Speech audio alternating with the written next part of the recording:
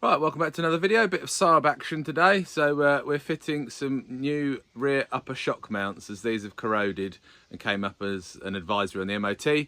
So yeah, wish me luck. It's only 3 bolts, but they can be quite tricky at times. So we'll just get the car jacked up, get the wheel off and have a look at the damage. Right, so here's the offending item. So we'll just zoom in there. You can see that part's cracked off.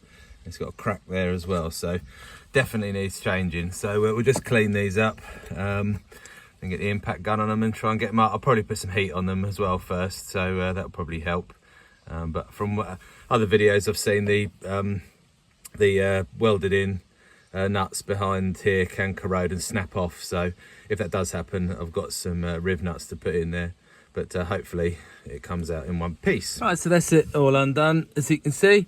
So just to let you know what tools you're going to need for these Torx bolts that hold the suspension mount to the body, it is a E16. And then for the top of the shock there, you're going to need a 16mm for that one, and then a 7mm socket to hold the top part there. So they're the bits and bobs you need. So as you can see, that one is pretty knackered. So we'll get it off and get it replaced.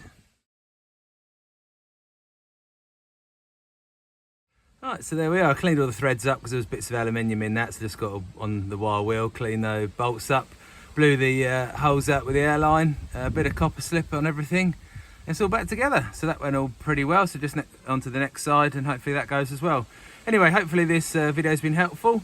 And I'll catch you all next time.